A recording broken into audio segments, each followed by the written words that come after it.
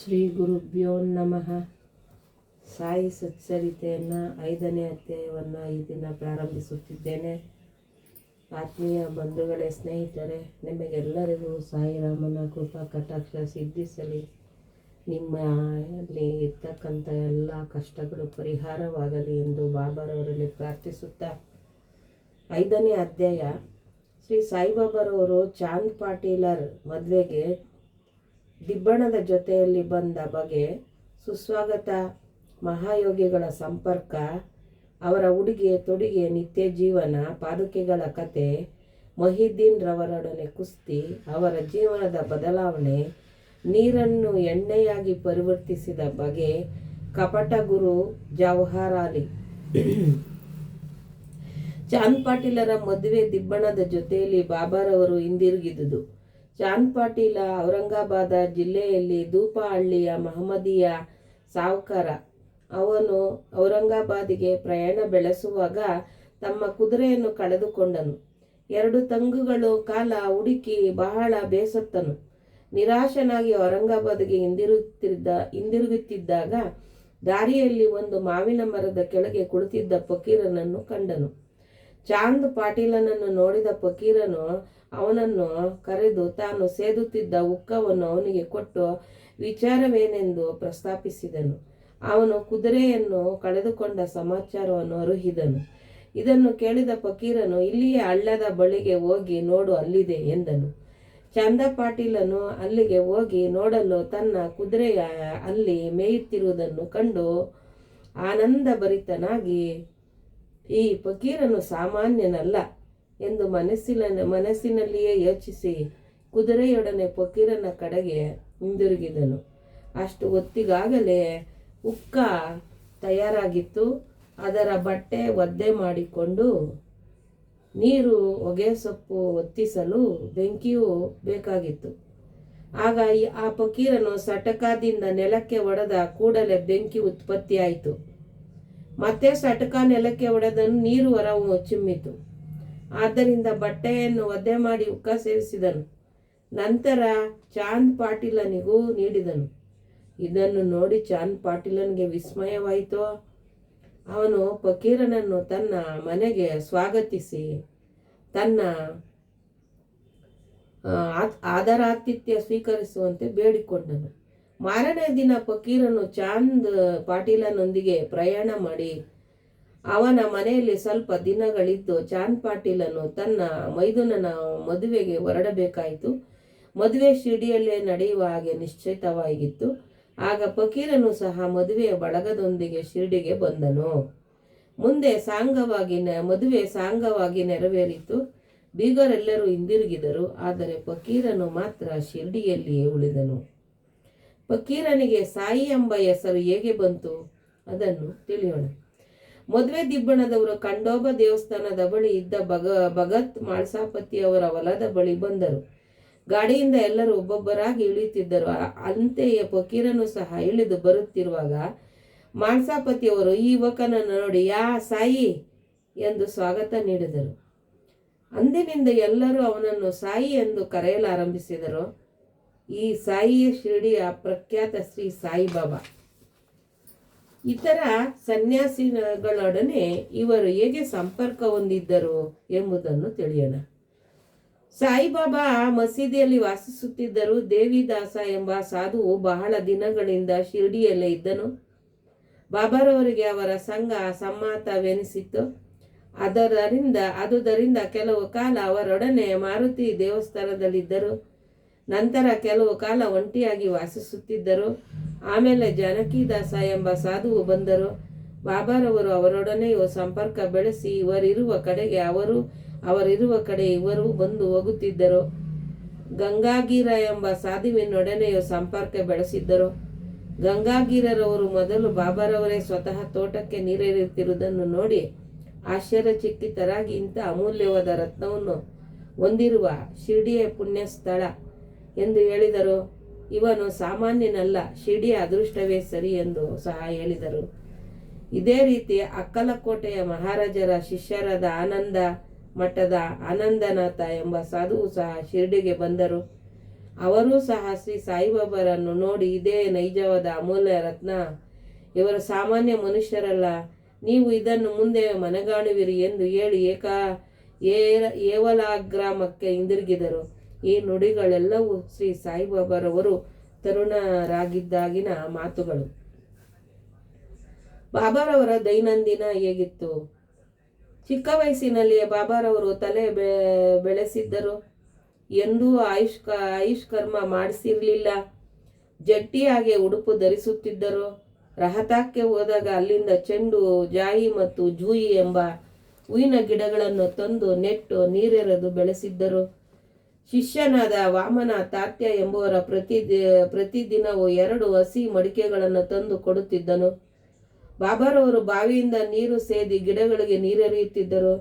ಸಾಯಂಕಾಲವಾದ ನಂತರ ಮಣ್ಣಿನ ಮಡಕೆಗಳು ಒಂದು ಕಡೆ ಇಡುತ್ತಿದ್ದರು. ಅವು ಹಸಿ ಮಣ್ಣಿನಿಂದ ಮಾಡಲ್ಪಟ್ಟಿದ್ದರಿಂದ ಮಾರನೇ ದಿನ ಹೊತ್ತಿಗೆ ಒಡೆದು ಹೋಗುತ್ತಿದ್ದವು.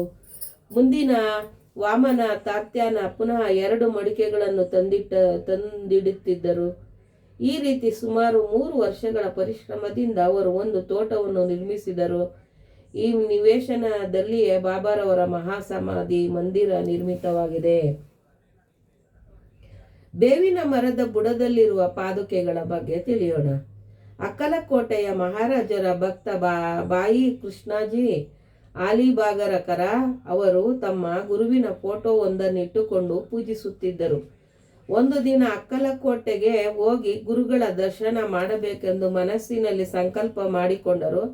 ಆದರೆ ಅಲ್ಲಿಗೆ ಹೋಗುವ ಮುನ್ನವೇ ಅಕ್ಕಲಕೋಟೆ ಮಹಾರಾಜರು ಕನಸಿನಲ್ಲಿ ಕಾಣಿಸಿಕೊಂಡು, ಈಗ ನನ್ನ ವಿಶ್ರಾಂತಿ ಸ್ಥಳ ಶಿರ್ಡಿ, ನೀನು ಅಲ್ಲಿಗೆ ಬಂದು ಪೂಜೆ ಮಾಡು ಎಂದರು. ಆಗ ಅವರು ತಮ್ಮ ನಿರ್ಧಾರವನ್ನು ಮಾರ್ಪಡಿಸಿಕೊಂಡು ಶಿರ್ಡಿಗೆ ಬಂದು ಅಲ್ಲಿ 6 ತಿಂಗಳು ನೆಲೆಸಿ ಶ್ರೀ ಬಾಬಾರವರ ಸೇವೆ ಮಾಡುತ್ತಿದ್ದರು. ಈ ಸ್ಮಾರಕವಾಗಿ ಬಾಯಿ ಕೃಷ್ಣಾಜಿಯವರು ಪಾದುಕೆಗಳನ್ನು ತಯಾರಿಸಿ ಅಲ್ಲಿ ಪ್ರತಿಷ್ಠಾಪನೆ ಮಾಡಿದರು. ಇದು ನಡೆದದ್ದು ಸುಮಾರು 1912ರಲ್ಲಿ. ಪೂಜೆ ಮಾಡಲು ಒಬ್ಬ ಬ್ರಾಹ್ಮಣನನ್ನು ನೇಮಿಸಿದರು. ಅದರ ಮೇಲ್ವಿಚಾರಣೆಯನ್ನು ಭಕ್ತರಾದ ಸಗುಣರವರಿಗೆ ವಹಿಸಿದರು. ಕಥೆಯ ವಿವರ ಈ ರೀತಿ ಇದೆ.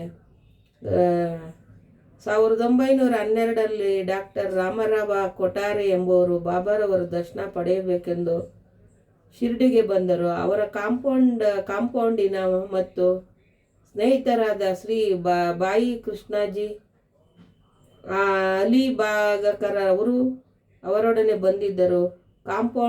ಕಾಂಪೌಂಡರ ಬಾಯಿ ಕೃಷ್ಣಾಜಿ, ಶ್ರೀ ಸಗುಣ ಮೇರು ನಾಯಿಕ ಮತ್ತು ಶ್ರೀ ಜಿ.ಕೆ. ದೀಕ್ಷಿತ ಅವರು ಆಪ್ತ ಸ್ನೇಹಿತರಾಗಿದ್ದರು. ಇವರು ಕಲೆತು ಅನೇಕ ವಿಚಾರಗಳನ್ನು ಪ್ರಸ್ತಾಪಿಸುತ್ತಿರುವಾಗ ಸಾಯಿಬಾಬಾರವರು ಮೊದಲು ಶಿರ್ಡಿಗೆ ಬಂದ ಗುರುತಿಗಾಗಿ ಪವಿತ್ರದ ಬೇವಿನ ವೃಕ್ಷದ ಕೆಳಗೆ ಒಂದು ಸ್ಮಾರಕವನ್ನು ನಿರ್ಮಿಸಬೇಕೆಂದು ನಿಶ್ಚಯಿಸಿದರು. ಸ್ಮಾರಕದ ಸಂಕೇತ ಪಾದುಕೆಗಳೆಂದು ತೀರ್ಮಾನಿಸಿ ಅವುಗಳನ್ನು ಒಂದು ಶಿಲೆಯಲ್ಲಿ ಮಾಡಿಸಬೇಕೆಂದು ನಿರ್ಧಾರಕ್ಕೆ ಬಂದರು. ಕೊಠಾರೆಯವರು ಸ್ನೇಹಿತರಾದ ಕಾಂಪೌಂಡರ್ ಅವರು ಈ ವಿಚಾರವನ್ನು ಡಾಕ್ಟರ್ ಅಮರವ ಕೊಠಾರೆಯವರಿಗೆ ತಿಳಿಸಿದರೆ ಅವರು ಒಳ್ಳೆಯ ಪಾದುಕೆಗಳನ್ನು ಮಾಡಿಸುತ್ತಾರೆಂದು ಹೇಳಿದರು. ಸರ್ವರು ಸಮ್ಮತಿಸಿದ ನಂತರ ಡಾಕ್ಟರ್ ಕೊಠಾರೆಯವರಿಗೆ ಈ ವಿಷಯ ತಿಳಿಸಿದರು. ಅವರೇ ಸ್ವತಃ ಶಿರ್ಡಿಗೆ ಬಂದು ತಾವು ಹಾಕಿದ ಯೋಜನೆಯ ನಕಲನ್ನು ಶ್ರೀ ಉಪಾಸನಿ ಮಹಾರಾಜರವರಿಗೆ ತೋರಿಸಿದರು. ಅವರು ಅದಕ್ಕೆ ಕೆಲವು ತಿದ್ದುಪಡಿಗಳನ್ನು ಸೂಚಿಸಿದರು. ಅದರಲ್ಲಿ ಕಮಲ ಪುಷ್ಪವನ್ನು ಕೆತ್ತಿ ಶಂಖ ಮತ್ತು ಈ ಚಕ್ರ ಇತ್ಯಾದಿಗಳನ್ನು, ಬೇವಿನ ಮರದ ಶ್ರೇಷ್ಠತೆ ಮತ್ತು ಬಾಬಾರವರ ಮಹಿಮೆಯನ್ನು ಕುರಿತಾದ ಈ ಶ್ಲೋಕವನ್ನು ಕೆತ್ತಿಸಲು ಸಲಹೆ ನೀಡಿದರು. ಸದಾ ನಿಂಬ ವೃಕ್ಷಸ್ಯ ಮೂಲಾದಿವಾಸತ್ ಸುಧಾ ಶ್ರಾವಿಣಂ ತಿಕ್ತಮಪ್ಯಪ್ರಿಯತಂ ತರುಂ ಕಲ್ಪವೃಕ್ಷಾದಿಕಂ ಸಾಧಯಂತಂ ನಮಾಮೀಶ್ವರಂ ಸದ್ಗುರುಂ ಸಾಯಿನಾಥಂ. ಇದರ ಅರ್ಥ ಏನೆಂದರೆ, ದೇವ ಕಲ್ಪವೃಕ್ಷಕ್ಕೂ ಮಿಗಿಲಾದ ಈ ಬೇವಿನ ಮರದ ಬುಡದಲ್ಲಿ ಕುಳಿತಿರುವವರಿಂದಲೇ ಅದರಿಂದ ಬರುವ ಕಹಿ ರಸಕ್ಕೆ ಬದಲಾಗಿ ಅಮೃತವು ಸುರಿಯುವಂತೆ ಮಾಡಿರತಕ್ಕ ಪರಮೇಶ್ವರನೇ ನಾನಾಗಿರುವೆ. ನಿನಗೆ ನಮಸ್ಕಾರಗಳು. ಈಗಲೂ ಸಹ ಬೇವಿನ ಮರದ ರಸವೇ ಅಮೃತ, ಏಕೆಂದರೆ ಅದಕ್ಕೆ ಸರ್ವ ರೋಗಗಳನ್ನು ವಾಸಿ ಮಾಡುವ ಗುಣವಿದೆ. ಉಪಾಸನೆಗಳವರ ಮೇಲಿನ ಸಲಹೆಯನ್ನು ಒಪ್ಪಿಕೊಂಡು ಅದೇ ರೀತಿ ಪಾದುಕೆಗಳನ್ನು ಮಾಡಿಸಿ ಮುಂಬಯಿಯ ಕಾಂಪೌಂಡರ್ ಅವರೊಡನೆ ಶಿರ್ಡಿಗೆ ಕಳಿಸಿದರು. ಬಾಬಾರವರು ಅವುಗಳನ್ನು ಶ್ರಾವಣ ಶುದ್ಧ ಪೌರ್ಣಮಿಯ ದಿನ ಪ್ರತಿಷ್ಠಾಪಿಸಬೇಕೆಂದು ತಿಳಿಸಿದರು. ಆ ದಿವಸ 11 ಗಂಟೆಗೆ ಸರಿಯಾಗಿ ಶ್ರೀ ಜಿ.ಕೆ. ದೀಕ್ಷಿತರು ಪಾದುಕೆಗಳನ್ನು ಸಕಲ ರಾಜ ಮರ್ಯಾದೆಗಳಿಂದ ಖಂಡೋಬಾ ದೇವಸ್ಥಾನದಿಂದ ದ್ವಾರಕಾಮಯಿಗೆ ತಂದರು. ಬಾಬಾರವರು ಅವುಗಳನ್ನು ಸ್ಪರ್ಶಿಸಿ, ಇವು ಪರಮಾತ್ಮನ ಚರಣಾವಿಂದಗಳು, ಇವುಗಳನ್ನು ಬೇವಿನ ಮರದ ಅಡಿಯಲ್ಲಿ ಪ್ರತಿಷ್ಠಾಪಿಸಿ ಎಂದರು. ಇದಕ್ಕೆ ಹಿಂದಿನ ದಿನ ಮುಂಬಯಿಯ ಪ್ರಸ್ತಾ ಸೇಠ ಎಂಬುವರು 25 ರೂಗಳನ್ನು ಕಳಿಸಿದ್ದರು. ಬಾಬಾರವರು ಅವುಗಳನ್ನು ಪಾದುಕಾ ಪ್ರತಿಷ್ಠಾಪನೆ ಖರ್ಚಿಗೆ ಕೊಟ್ಟರು.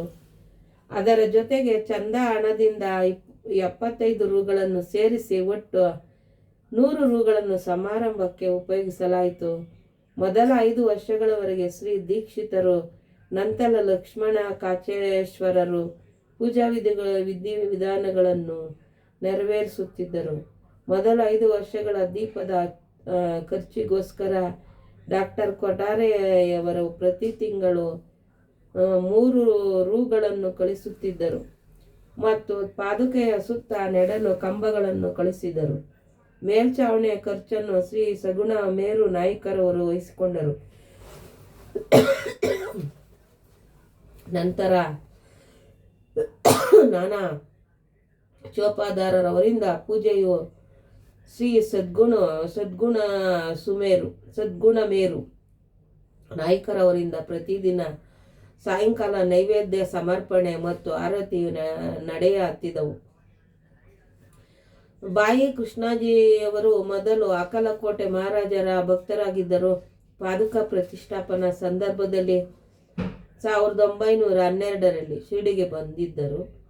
ಬಾಬಾರವರ ದರ್ಶನ ಪಡೆದ ನಂತರ ಅಕಲಕೋಟೆಗೆ ಪ್ರಯಾಣ ಮಾಡಬೇಕೆಂದಿದ್ದರು.